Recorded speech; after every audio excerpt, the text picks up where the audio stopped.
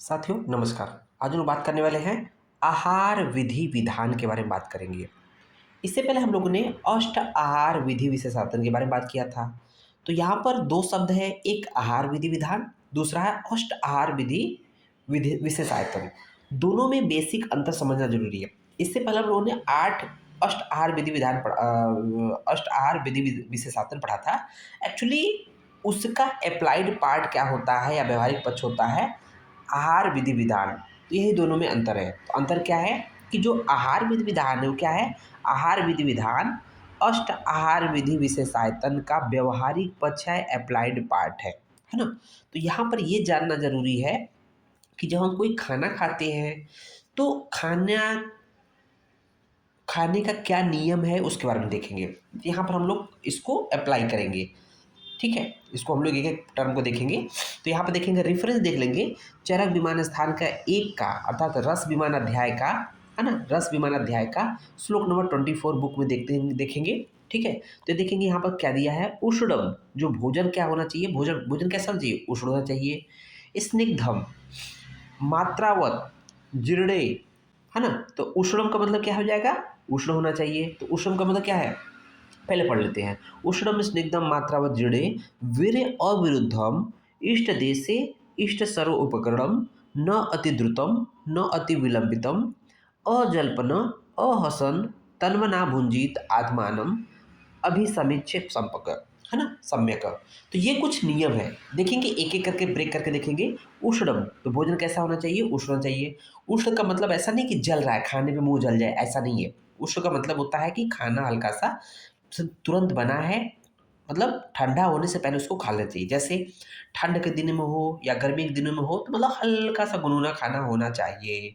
जैसे आप देखते हैं ताज़ा ताज़ा रोटी बन जाता है तो आपको दो जगह तीन खाया जाता है, ठीक है। नहीं तो अगर थोड़ा सा ठंडा रहता है, बासी रहता है तो क्या होता है, अच्छे से नहीं खवाया जाता, उसका पाचन अच्छे से नहीं होता है, ठीक है, उसका टेस्ट नहीं मिलता है। दूसरा स्निग्धम, स्निग्धम का मतलब क्या है कि उस खाने में अच्छे प्रकार से स्नेह का प्रयोग किया गया हो। जैसे ठंडी के मौसम में तो खाना गर्म करके खाते हैं, उसमें देखते हो कि तहरी बन रहा है, दाल बन रहा है, सब्जी बन रहा है, तो उसमें तेल की मात्रा थोड़ा ज़्यादा हो जाती है, या घृत का प्रयोग करते हैं। तो इससे क्या होता है, एक टेस्ट बढ़ता है, खाने के प्रति रुचि बढ़ती है, साथ ही साथ वो अच्छे से उसका पाचन होता है, उसके प्रति रुचि बढ़ती है, ठीक है। तीसरा है मात्रापूर्वक आहार, जो भी हो मात्रा पूर्वक हो। हर एक व्यक्ति की अलग अलग मात्रा होती है, इस मात्रा के बारे में हम लोग अगले चैप्टर में बात करेंगे, ठीक है। उस चैप्टर का नाम है त्रिविध कुच्छी विमानी अध्याय, अर्थात कुच्छी के 3 भाग होते हैं, अर्थात उसमें मात्रा मात्रा की बात की गई कि आहार कितना खाना चाहिए, ठीक है। तो मात्रा की बात करेंगे तो मात्रा से जो कम मात्रा होगा और उसको हीन मात्रा कहेंगे, जो अधिक मात्रा होगा अति मात्रा होगा। कम मात्रा खाएंगे तो भी नुकसान है क्योंकि शरीर को फायदा नहीं करेगा, अधिक खाएंगे तो ज़्यादा से ज़्यादा नुकसान है, ठीक है। इसलिए मात्रा पूर्वक आहार लेना चाहिए, हर एक व्यक्ति की अलग अलग मात्रा होती है। नेक्स्ट देखेंगे, चौथा पॉइंट है भोजन के पच जाने पर, था टर्म है जीर्णे। क्या है टर्म, जीर्णे। जीर्णे का मतलब आहार तभी सेवन करना चाहिए जब अच्छी तरह से भोजन पाचन हो जाए। जैसे सामान्य तरीके से देखें तो हम लोग शाम शाम का खाना खाने के बाद सुबह मतलब कि मलमूत्र त्याग करने के पश्चात जो है हम लोग 7-8 बजे पुनः खाना खा लेते हैं। लेकिन कभी कभी ऐसी स्थिति आती है कि रात भर जगना होता है, उसमें उस जगने के बाद क्या होता है, मलमूत्र का अच्छे से त्याग नहीं होता है। उसका कारण है कि वो अच्छे से पचा नहीं होता है। तो कहते हैं ना कि उसको जितने मतलब उसको अगर लेट में अगर इच्छा हो रही है तो लेट में खाइए, क्योंकि लेट में आपका पाचन हो रहा है तो लेट में ही खाना खाना चाहिए, ओके। उसको देखेंगे पांचवा, वीर्य अविरुद्धम, अर्थात वीर्य के विरुद्ध नहीं होना चाहिए। कहने का मतलब हम लोगों ने चरक सूत्र 26 में देखा था कि वीर विरुद्ध या जब समथिंग अविरुद्ध आहार की बात किया था, तो वहाँ वीर विरुद्ध भी बात किया था। तो इसमें क्या है कि जैसे अलग अलग जो वीर होते हैं, उष्ण और उष्ण वीर शीत वीर अलग अलग नहीं खाना चाहिए, ठंडा गर्म, है ना, शीत उष्ण, है ना, तो ये वीर विरुद्ध है, तो विरुद्ध वीर नहीं खाना चाहिए, नहीं तो अलग अलग अलग प्रकार की रोग की उत्पत्ति होती है। उसको देखेंगे, छठा पॉइंट देखेंगे, दोनों एक में हम देखिए, इष्ट देशे इष्ट सर्व उपक्रम। इष्ट देशे का मतलब होता है, देश का मतलब होता है स्थान। तो कहते हैं ना, हम लोग देखते हैं कि जो एक रसोई घर होता है वहाँ खाना बनता है, और एक खाने का जगह होता है कि यहाँ पर सब लोग बैठ के खाते हैं।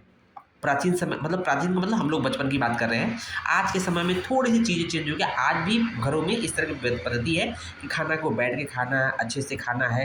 तो पूरा जो मम्मी पापा डांटते हैं खाने के लिए कि ऐसे टीवी देखते हुए नहीं खाना है, बात चलते हुए नहीं खाना है, तो यही सब आ जाता है।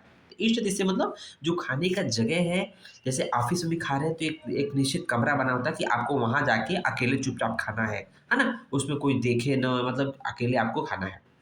तो देखेंगे अ, इष्ट सर्व उपक्रम अर्थात अनुकूलित सामग्रियों के साथ, तो जो भोजन होना चाहिए सभी सामग्रियों के साथ, मतलब भोजन के साथ-साथ पानी भी होना चाहिए और भी चीज़ें, जो भी चीज़ें आवश्यकता हो सब कुछ होनी चाहिए। उसको देखेंगे 7वां पॉइंट, न अति द्रुतम।